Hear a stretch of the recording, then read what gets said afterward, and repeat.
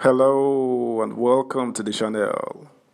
Festus Keyamo, former minister under Buhari's administration and ex-spokesperson for President Tinubu campaign, has been fined 10 million naira for filing a frivolous suit against the presidential candidate of the People's Democratic Party, Alhaji Atiku Abubakar, and the Independent Corrupt Practices and Other Related Offences Commission, ICPC.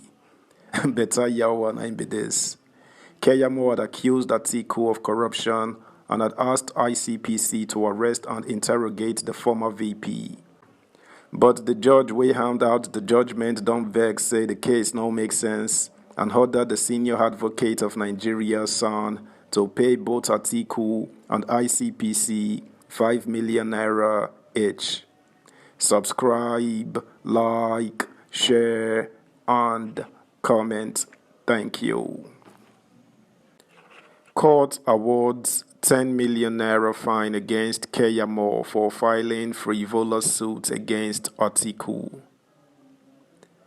The Federal High Court in Abuja on Monday dismissed the suit filed by Festus Keyamo, a former Minister of State for Labor and Productivity, against the People's Democratic Party (PDP) candidates in the last presidential election, Atiku Abubakar.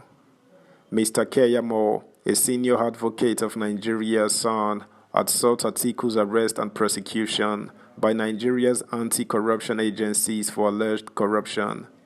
The former minister, who served as a spokesperson for the presidential campaign organization of the Rolling All Progressives Congress (APC), had filed a suit in the build-up to the 25th February election.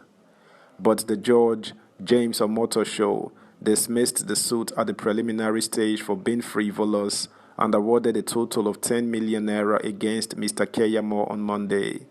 The judge ordered Mr. Keyamo to pay 5 million naira to each of Atiku and the Independent Corrupt Practices and Other Related Offences Commission, ICPC. The court also added a 10% interest rate per annum until full liquidation of same.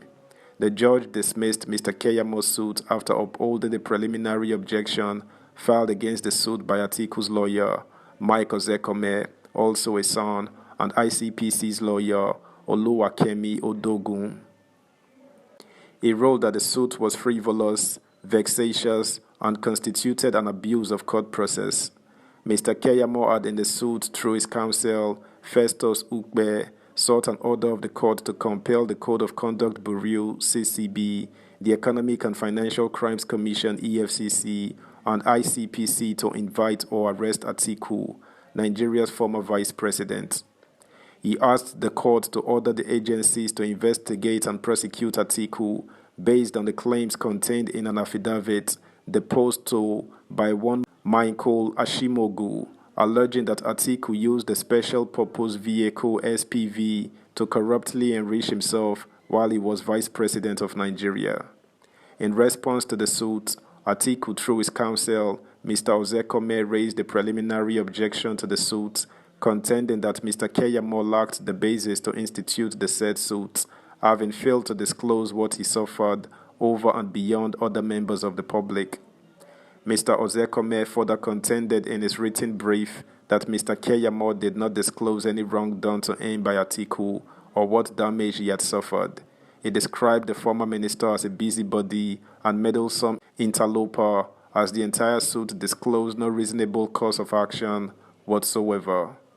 Arguing the matter before the judge, Benson Igbanoy, a lawyer from Mr. Ozekome's law firm, also argued that the suit constituted a gross abuse of office, the plaintiff being a public officer occupying a public office and using public funds to file and prosecute same. He further contended that the suit was instituted in bad faith, frivolous, vexatious, and therefore a waste of judicial time. Mr. Omotosho, in his judgment, agreed with Mr. Ozekome that Mr. Keyamo lacked the local standing to institute the suit, having failed to establish any special interest over and beyond other members of the public or show any damage suffered by him.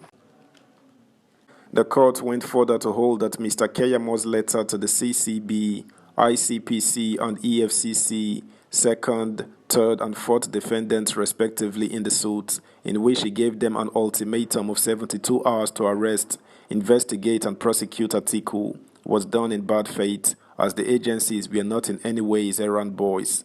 The judge queried if 72 hours were ever sufficient to investigate and commence the prosecution. Therefore, the court ruled that the action of the plaintiff in rushing to file the suit was a move done in bad faith, more so coming from a lawyer of his standing. The court also frowned on the unconscionable manner the plaintiff behaved, as public institutions must be regarded and protected. The judge commended the EFCC and ICPC for showing restraint and not allowing themselves to take orders from Keyamo, the plaintiff, as if they were his servants. Subscribe, like, share, comment, and please turn the notification bell on. Thank you. Recall that on 16 January, Mr. Keyamo issued a 72-hour ultimatum to the CCB, the ICPC, and the EFCC to arrest Atiku.